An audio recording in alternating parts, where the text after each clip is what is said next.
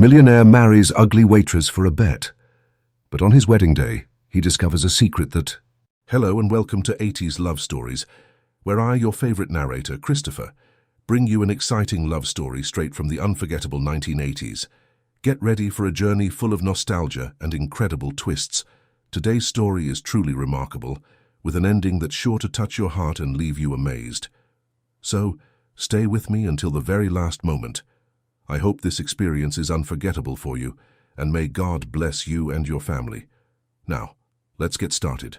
In the neon-lit summer of 1985, Maxwell Crawford sat in his usual corner booth at Penny's Diner, on the outskirts of Chicago, absently stirring his black coffee while his business associates laughed over their latest venture. The small diner, with its chrome finishes and red vinyl seats, had become their unofficial meeting spot, much to the amusement of Chicago's elite social circles. "I'm telling you, Max," Richard Thompson said, adjusting his expensive tie, "you've got everything a man could want. The company, the mansion on Lakeshore Drive, that sweet Porsche 911, everything except a wife." Maxwell barely glanced up from his coffee. At 35, he'd built Crawford Industries from the ground up, turning his father's failing manufacturing plant into a multi-million-dollar empire. Marriage was the last thing on his mind. "Maybe because I haven't found anyone worth the hassle," he replied dryly. That's when Jenny Parker appeared at their table, coffee pot in hand, her thick glasses slightly askew and her brown hair pulled back in a messy bun. She wore the standard powder blue uniform of Penny's Diner, complete with a name tag that had seen better days. "More coffee, gentlemen?" she asked quietly, pushing her glasses up with her free hand. Richard and their other companion, Thomas Mitchell, exchanged knowing looks. "Say, Max," Richard began, a mischievous glint in his eye, "how about a little wager?" Maxwell raised an eyebrow.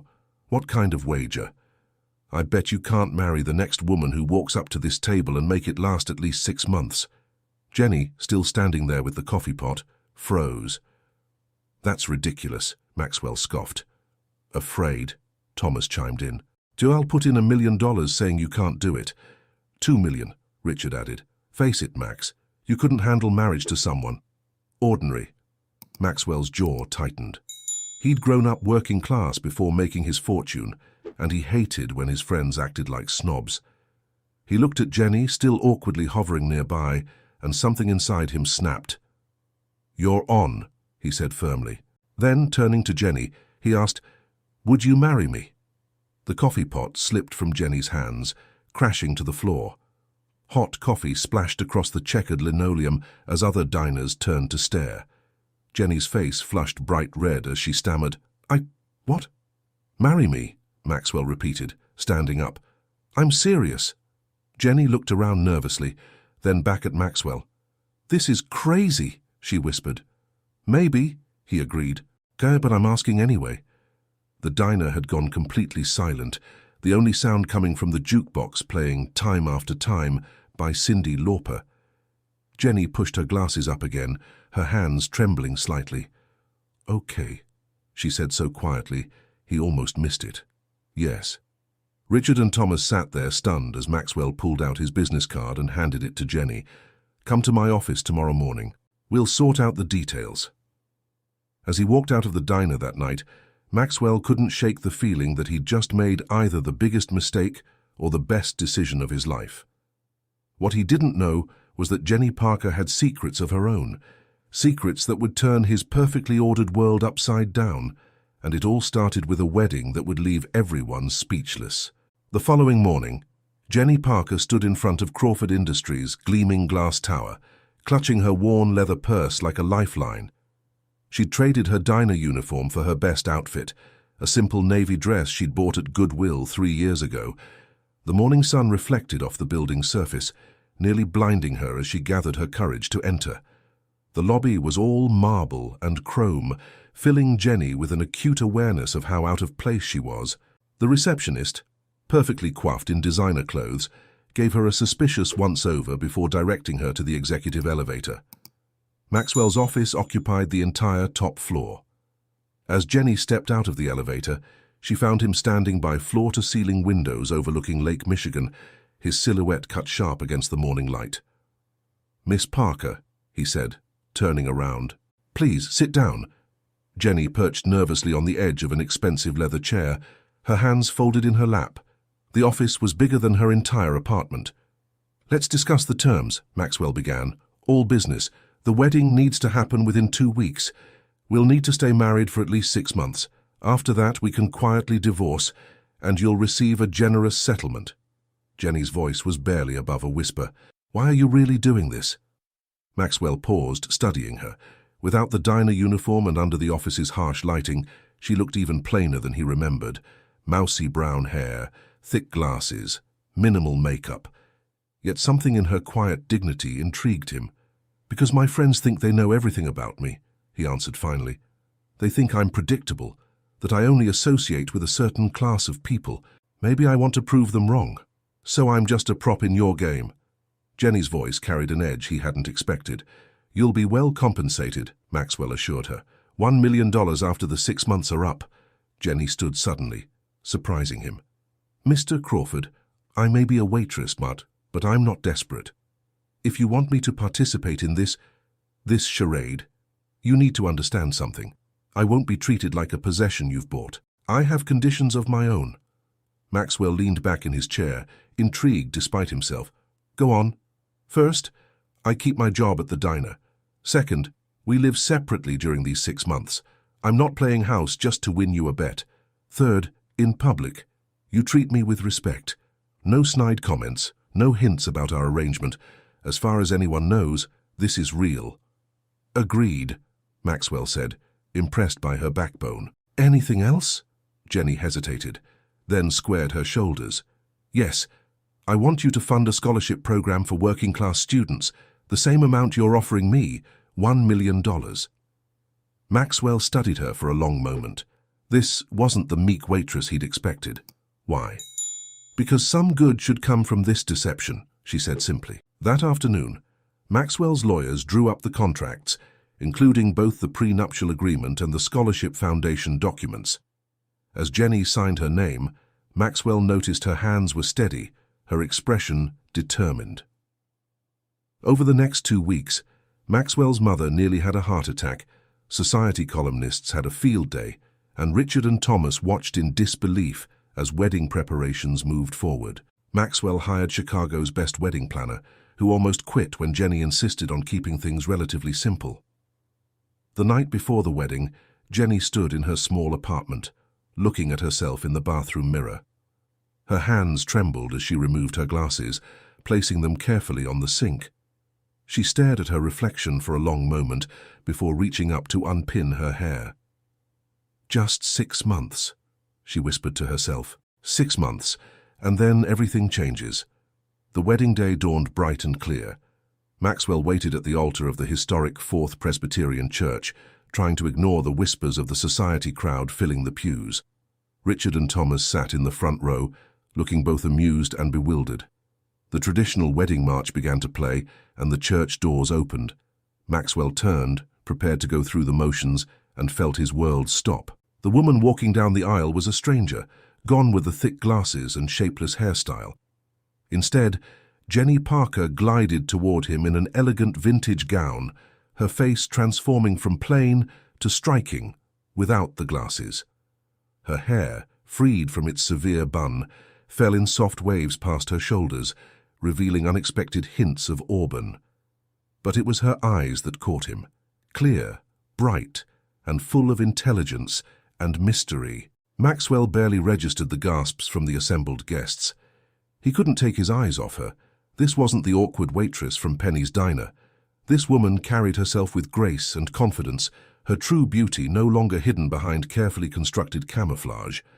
As Jenny reached the altar, she gave him a small, enigmatic smile that sent his heart racing.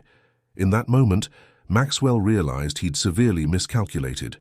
He'd thought he was in control of this situation, but looking into Jenny's transformed face, he suddenly wasn't sure who was playing whom. The priest began the ceremony, but Maxwell barely heard the words. His mind was spinning with questions. Who was this woman really? Why had she hidden her beauty? And what other secrets lay behind those newly revealed eyes? The wedding ring felt heavy as he slipped it onto her finger. When they kissed, It was meant to be for show, but the brief contact left him unexpectedly shaken. At the reception, held in the grand ballroom of the Drake Hotel, Maxwell watched as his new wife charmed guest after guest. She moved through the crowd with unexpected poise, handling complex social situations with surprising ease for someone who supposedly spent her life serving coffee. "Well, I'll be damned," Richard muttered, appearing at Maxwell's elbow. Did you know she looked like that under all that camouflage?" "No," Maxwell replied honestly, his eyes following Jenny as she laughed at something his mother had said. "No, I didn't." As the evening wore on, Maxwell's unease grew. Every time he thought he had Jenny Parker figured out, she surprised him. The way she knew which fork to use at dinner, her perfect posture, the ease with which she discussed art with his mother's friends. Who exactly had he married? The answer would come sooner than he expected, and it would change everything he thought he knew about love, trust, and the price of pride. The morning after the wedding, Chicago's society papers were ablaze with speculation about the mysterious Jenny Parker. The Tribune's society column dubbed it the Cinderella Wedding of the Year, complete with before and after photos that made Maxwell's head spin every time he looked at them. Living separately as agreed, Maxwell threw himself into work, trying to ignore his growing curiosity about his new wife. But everywhere he went, remnants of the wedding followed. His mother called daily, raving about Jenny's impeccable manners and knowledge of classical music. Business associates who'd attended the wedding couldn't stop talking about her. It was during a routine business meeting at First Chicago Bank that the first crack in Jenny's carefully constructed facade appeared. Maxwell was leaving the bank president's office when he literally ran into Mrs. Eleanor Whitmore, one of Chicago's most formidable society matrons. "Maxwell Crawford," she said, gripping his arm with surprising strength for a woman in her 70s. "That wife of yours, I knew I recognized her from somewhere. She's the spitting image of Catherine Morgan. You must tell me, is there a connection?" Before Maxwell could respond, Eleanor was whisked away by her attendants, leaving him standing in the marble lobby with a name that meant nothing to him. But when he mentioned it to his mother that evening, her reaction was immediate. "Catherine Morgan?" His mother nearly dropped her teacup. "The Catherine Morgan? Of the Boston Morgans? Who are the Boston Morgans?" His mother stared at him as if he'd grown a second head. "Maxwell, the Morgans were one of the most prominent families in New England. Old money, really old money. But there was a scandal in the late 60s. Their daughter Catherine eloped with some artist. The family disowned her. Nobody's heard from her since." Maxwell's mind raced. Could Jenny be connected to this family? It would explain her hidden refinement, her unexpected social graces. But if she came from money, why was she working as a waitress? That evening, he drove to Penny's diner, watching through the window as Jenny worked her shift. She moved with the same efficiency she'd always shown, but now he noticed other things.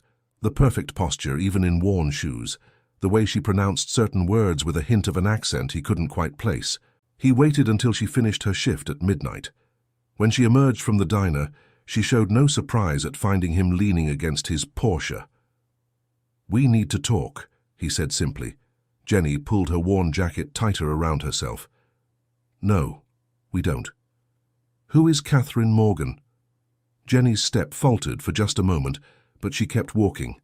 Maxwell followed. "Your mother's been asking questions, hasn't she?" Jenny said finally, stopping under a flickering streetlight. "Mrs. Whitmore recognized me today. I wondered how long it would take." "So it's true, you're related to the Boston Morgans?" Jenny's laugh was bitter. "Catherine Morgan was my mother," was being the operative word. "She died 10 years ago in a car accident along with my father. Left me with nothing but a famous family that wanted nothing to do with me." Maxwell stood there, processing this information. "Why didn't you tell me?" "Tell you what? That I'm the disowned granddaughter of one of America's oldest families, that I was raised in luxury only to end up serving coffee to make ends meet." Jenny's voice cracked slightly.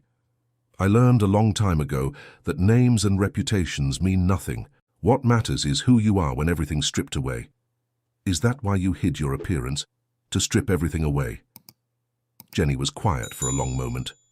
I wanted people to see me, really see me, not my face, not my name, not my past, the glasses, the hair.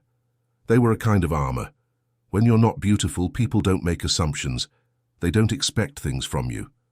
But why keep working at the diner? Even without your family, with your background, you could have... Could have what? Jenny interrupted. Used my connections, played the poor little rich girl. That's not who I am anymore. She started walking again, her steps quick and determined. I told you my conditions for this arrangement, Mr. Crawford. 6 months, separate lives. Nothing's changed. But everything had changed, and they both knew it. As Maxwell watched her disappear into the night, he realized he'd married a woman who was just as practiced at wearing masks as he was. The next few weeks brought more revelations. Anonymous sources began contacting newspapers with stories about Catherine Morgan's lost daughter.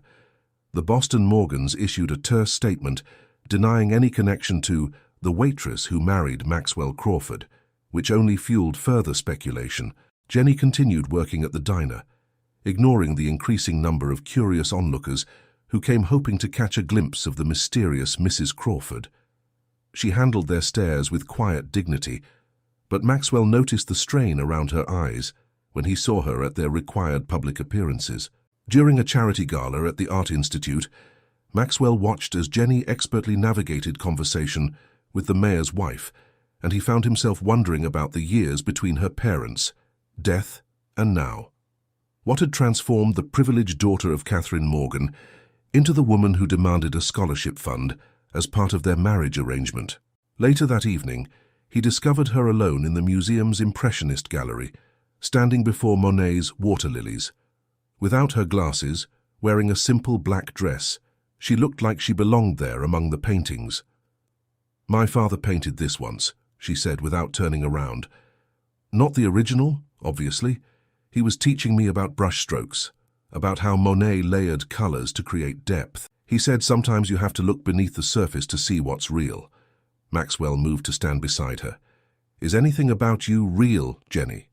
She turned to face him then, and for the first time, he saw real emotion in her eyes. "Everything that matters is real. The woman who serves coffee, who lives in a small apartment, who wanted that scholarship fund, that's who I am now. The rest is just a story that doesn't belong to me anymore." But as she turned to leave, Maxwell caught her arm. "Then why agree to this marriage? Why step back into a world you left behind?" Jenny's answer would change everything he thought he knew about their arrangement. But before she could speak, a commotion erupted in the main gallery, a commotion that would force both of them to confront the true cost of the masks they wore. The commotion in the Art Institute's main gallery came from an unexpected source, Thomas Mitchell, clearly drunk, making a scene near the entrance. As Maxwell and Jenny approached, they could hear him loudly discussing the details of their marriage arrangement. $2 million, Thomas slurred, addressing the horrified crowd of Chicago's elite. That's all it took to buy himself a wife. And look what he got, a waitress playing dress-up. Jenny's face went pale, but she held her ground. Maxwell stepped forward, his voice tight with anger. "Thomas, that's enough." But Thomas wasn't finished. "Tell them, Max. Tell them about the bet." He turned to the gathering crowd. "Our friend here made a wager. Marry the next woman who came to his table at some dump of a diner. $2 million said he couldn't do it." The whispers started immediately. Jenny stood perfectly still, her face a mask of composure even as her world crumbled around her. Maxwell reached for her hand, but she pulled away. "Jenny, I can explain." "No need," she said quietly. "He's done that for you." She walked out of the Art Institute with her head high, ignoring the stares and whispers. Maxwell followed her into the cool Chicago night, catching up to her at the bottom of the grand staircase. "Jenny, wait, please." She turned to face him, and the raw hurt in her eyes stopped him cold. "Do you know why I really agreed to this marriage?" she asked, her voice barely steady. "That scholarship fund wasn't just a random condition. 10 years ago, after my parents died, I applied to every scholarship I could find. I was brilliant, had perfect grades, but there was always someone else more deserving. I ended up watching my dreams of college disappear, while working 3 jobs just to survive." Maxwell stood silent, realizing how little he truly knew about her. "So when you made your ridiculous proposal," Jenny continued, I saw a chance to help other kids like me, kids who don't have family names or trust funds to fall back on. I thought maybe some good could come from this farce." She laughed bitterly. "I guess we were both playing games, weren't we?" Before Maxwell could respond, a sleek black car pulled up to the curb. The back door opened, revealing an elderly man in an expensive suit. "Jennifer," the man said, stepping out of the car. "It's time to come home." Jenny's face went even paler. "Grandfather." Maxwell recognized him from photos. William Morgan, the family patriarch who had disowned Catherine all those years ago. He stood like a figure from another era, his silver hair and aristocratic features a harsh reminder of the world Jenny had left behind. "This charade has gone on long enough," William Morgan said. "You've made your point. The family is prepared to welcome you back, provided you end this unfortunate situation." Jenny's laugh was hollow. "My point? You think this was about you? About the family?" "Of course it was," her grandfather replied. "Marrying beneath your station, working in that diner. It was all to punish us for how we treated your mother."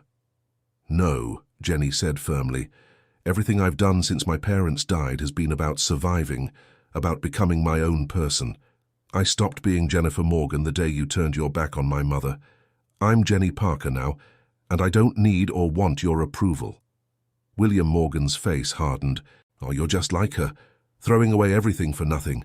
"My mother threw away nothing," Jenny shot back. "She chose love over money, freedom over suffocating tradition. I finally understand why." The old man stepped closer, his voice low and dangerous.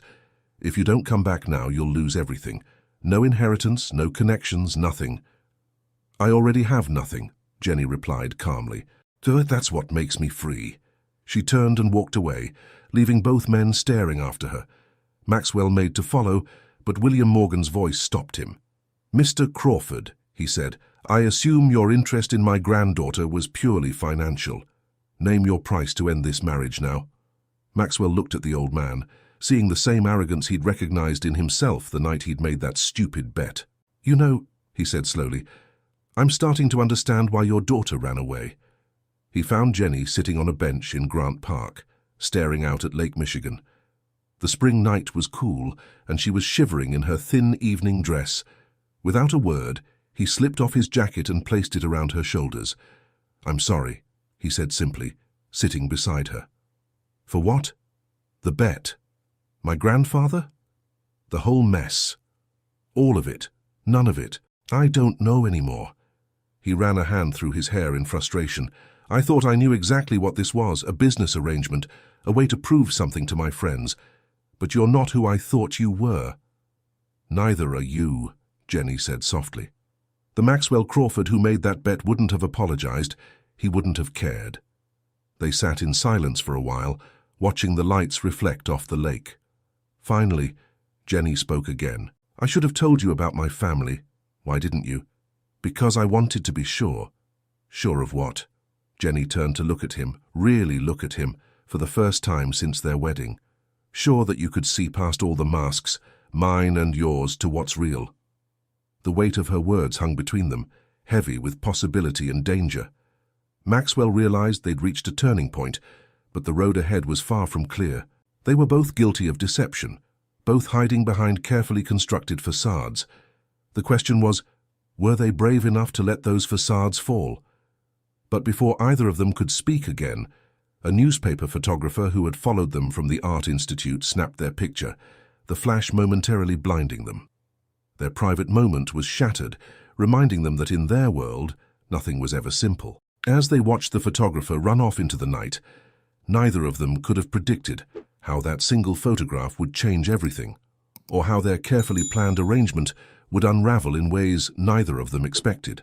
The photograph appeared in the Chicago Tribune the next morning. Maxwell and Jenny sitting close together on the park bench, his jacket around her shoulders, both looking at each other with an intensity that suggested something far deeper than their arranged marriage. The headline read, "Crawford Romance, Real or Clever Deception." The story that followed included everything. The bet, Jenny's true identity, William Morgan's appearance. Chicago society was buzzing with the scandal, But something unexpected happened. Instead of rejection, people began championing their story. The public loved the idea of the wealthy heiress who chose to make her own way, the arrogant businessman humbled by genuine feelings.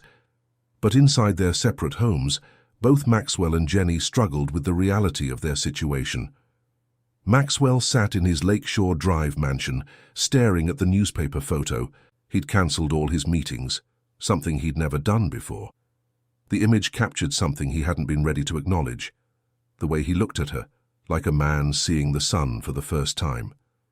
In her small apartment, Jenny had called in sick to the diner. She sat at her tiny kitchen table, a cup of coffee growing cold beside her. The previous night's events played on repeat in her mind. Her grandfather's appearance had shaken her more than she wanted to admit. A knock at her door startled her. When she opened it, she found Richard Thompson standing there, looking uncomfortable. "Can I come in?" he asked. Jenny hesitated, then stepped aside. Richard looked out of place in her modest apartment, his expensive suit a stark contrast to the worn furniture. "I came to apologize," he said, remaining standing. "The bet. It was my idea. I never thought—" "Never thought what?" Jenny interrupted. "That I might be a real person, that this game you were playing with Maxwell's life might affect others." Richard had the grace to look ashamed. "I've known Max since college. He was different back then, more alive, more passionate about things besides money and success. Somewhere along the way he lost the bet. I thought it might shake him up, make him see there's more to life." Jenny laughed without humor. "So you were trying to help him? So by treating marriage like a joke?" "No, you don't understand," Richard said, running a hand through his hair. "Max was becoming exactly like his father, cold, calculating, measuring everything in dollars and cents. I watched my best friend disappearing into his office, into his deals. Then you came along, and for the first time in years, I saw glimpses of the old Max." Jenny was quiet for a moment, absorbing this. "Why are you telling me this?" "Because I saw the way he looked at you last night. That wasn't part of any act." Richard moved toward the door, then paused. "The bet's off, by the way. Thomas and I agreed. There's no winner or loser here. What happens next is up to you and Max." After Richard left, Jenny sat down heavily. Everything was falling apart, yet somehow coming together in ways she'd never expected. She thought about Maxwell's expression when she'd revealed her past, the genuine remorse in his eyes at the gala. Meanwhile, Maxwell was making a decision. He drove to Penny's diner, knowing Jenny wouldn't be there, but needing to see where it all began. The morning rush was over and the place was quiet. He sat in his usual booth, remembering that night that seemed so long ago now.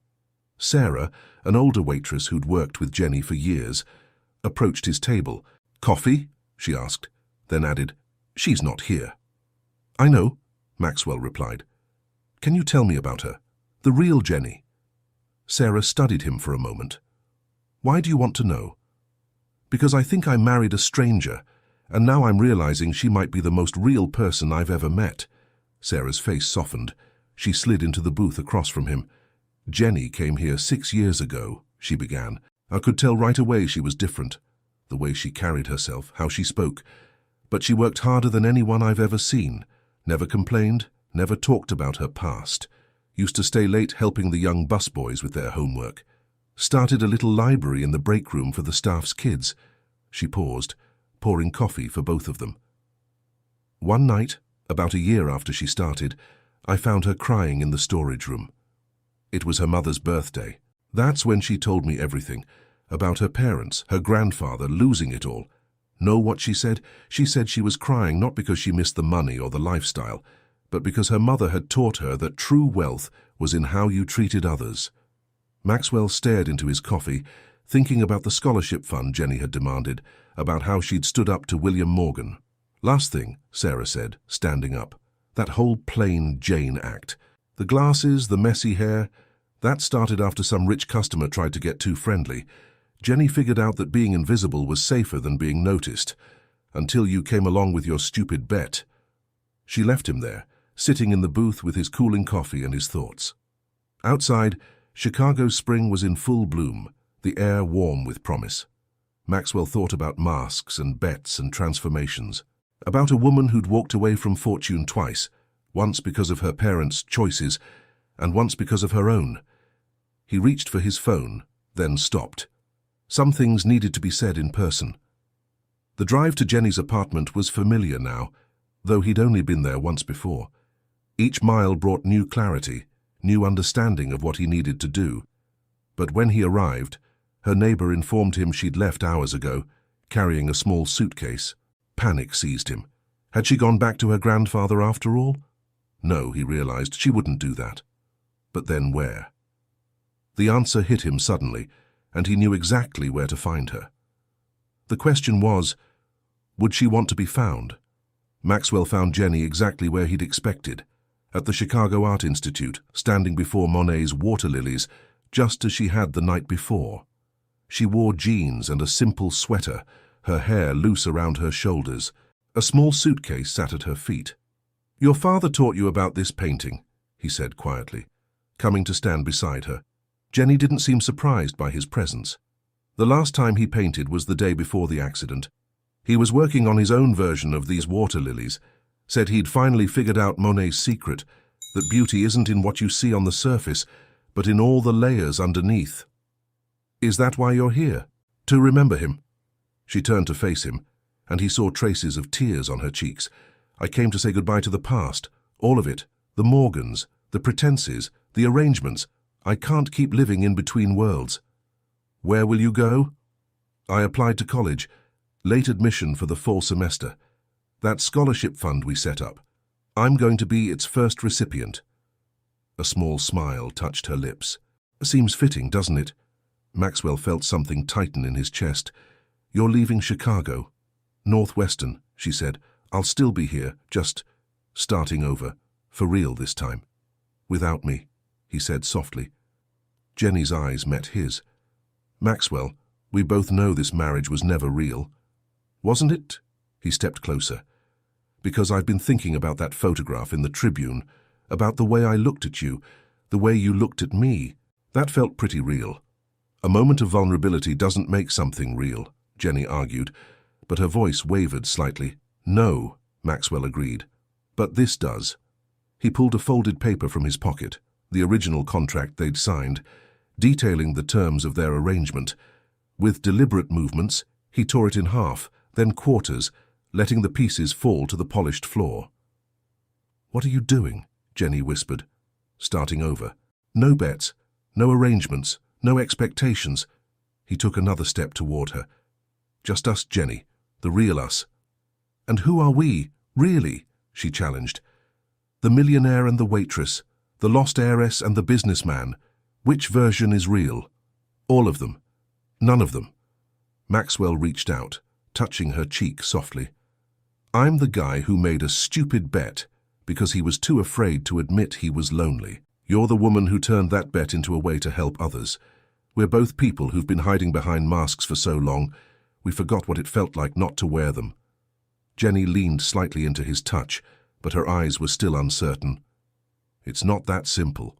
"Actually, it is," Maxwell said. "I love you." The words hung in the air between them, unexpected, yet somehow inevitable. "Not the mystery woman from the wedding," he continued. "Not the Morgan heiress. Not even the waitress from Penny's. I love you. The person who demands scholarship funds instead of diamonds, who stands up to family tyranny, who sees beauty in layers. I love all of you. Jenny Parker." Tears were falling freely down Jenny's face now. "I'm still going to college," she said stubbornly. Maxwell laughed. "Good. You should, and I'll be here, supporting you every step of the way, not as your arranged husband, but as someone who wants to discover every layer of who you are." "I love you too," Jenny whispered. "The real you, not the arrogant businessman or the society prince, the man who apologizes when he's wrong, who sits in diners drinking bad coffee, who tears up contracts because some things are worth more than money." They stood there, in front of Monet's masterpiece, the late afternoon sun streaming through the gallery windows.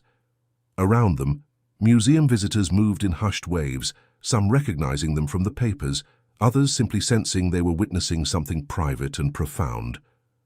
"So what now?" Jenny asked. Maxwell smiled, taking her hand. "Now we start over.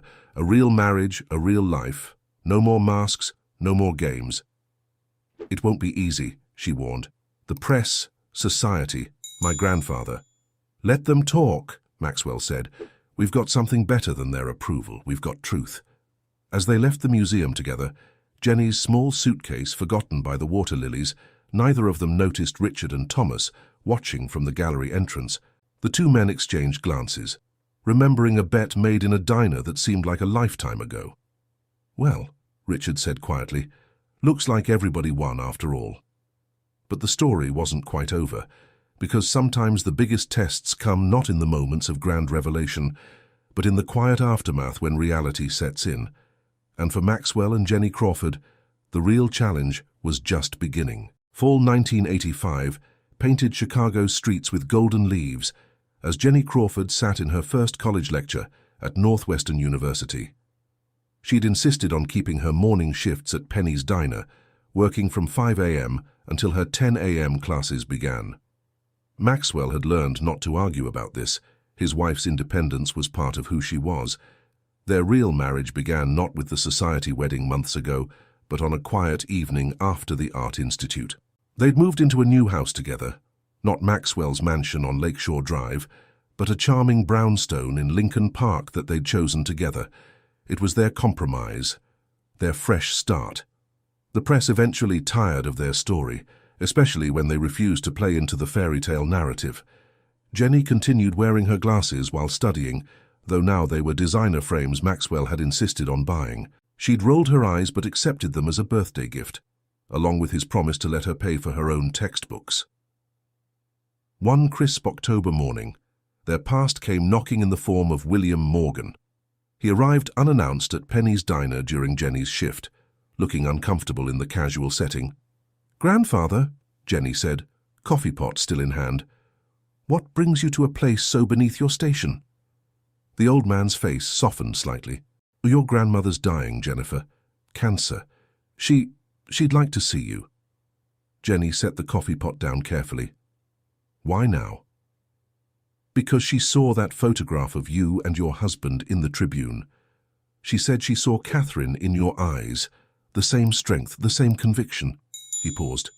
"She never approved of how I handled things with your mother." Sarah appeared beside Jenny. "Go on, honey. I'll cover your tables." The drive to the Morgans' Chicago penthouse was silent. Maxwell hastily called from a meeting, met them there. He held Jenny's hand as they entered her grandmother's bedroom, giving her strength for whatever came next. Eleanor Morgan was propped up in bed, frail but elegant even in illness. Her face lit up when she saw Jenny. "Oh, my dear, you look just like her." What followed was 3 hours of stories. Stories about Catherine Morgan as a girl, about her passion for art, her love for Jenny's father. Eleanor pulled out old photo albums, sharing pieces of Jenny's mother that she'd never known. "She was so proud of you," Eleanor told Jenny. "The last time I spoke to her, secretly of course, she told me you'd inherited her spirit. She was right." Before they left, Eleanor pressed something into Jenny's hand. A small key. "Your mother's art studio in Boston. Everything's still there, just as she left it. It's yours now." William Morgan cleared his throat. "The trust fund, too. It was always yours, Jennifer. I was wrong to try to use it to control you." Jenny looked at the key, then at Maxwell. He smiled, understanding in his eyes. "Road trip to Boston," he suggested. 2 weeks later, they stood in Catherine Morgan's studio. Dust motes danced in the sunlight streaming through tall windows. Unfinished paintings lined the walls, including a large canvas of water lilies. "She never got to finish it," Jenny whispered, touching the canvas gently. Maxwell wrapped his arms around her from behind. But she finished something more important. She raised a daughter strong enough to choose her own path. Among her mother's things, they found a letter addressed to Jenny, dated just a week before the accident. As Jenny read it, tears rolled down her cheeks. "She knew," Jenny said softly. "She knew I'd find my way here eventually. Listen, my dearest Jenny, if you're reading this, you've chosen your own path, just as I did. Some will call it rebellion, but we know better. It's courage, my love. The courage to be yourself in a world that wants to make you into someone else. Maxwell watched as his wife absorbed her mother's words, seeing all the layers that made her who she was: the waitress, the student, the lost daughter, the found soul. He thought about their first meeting, about a bet made in ignorance and arrogance, about how sometimes the best things in life come disguised as mistakes. That evening, they had dinner at Penny's Diner. Jenny insisted on wearing her old uniform one last time, serving coffee to Maxwell in their usual booth. Sarah took a picture of them, Jenny in her waitress uniform, Maxwell in his business suit, both laughing as she poured his coffee. "For our grandchildren," Jenny said, "so they'll know where their story really began." "Think we should tell them about the bet?" Maxwell asked, pulling her down to sit beside him. Jenny pretended to consider it. "Maybe, but let's tell them the real story, about how their grandfather was smart enough to tear up a contract and their grandmother was brave enough to start over. And how they both learned that love isn't a business arrangement," Maxwell added, kissing her softly. "Or a fairy tale," Jenny agreed. "No," Maxwell said, looking at his wife, his real wife, chosen not by a bet or arrangement, but by love. "It's better than that. It's real." The diner's jukebox played an old Cyndi Lauper song as they sat together, coffee growing cold between them, the future stretching out bright and true ahead. Outside, Chicago's lights twinkled like stars, and somewhere in the growing dark, masks lay discarded, unnecessary now in the face of honest love.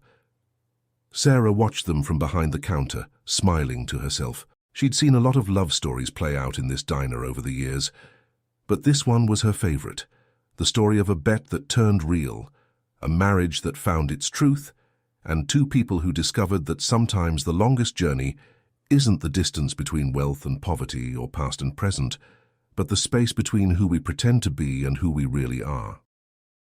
Thank you for watching today's story. What did you think? I'd love to hear your thoughts in the comments below. If you enjoyed it, don't forget to give it a big thumbs up, share it with your friends, and subscribe to the channel to relive the magic of the 80s every day with our heartfelt stories. May God bless you and your family, and don't forget to click on the video popping up on the screen right now. It's another totally rad story you won't want to miss. See you in the next video, and stay awesome.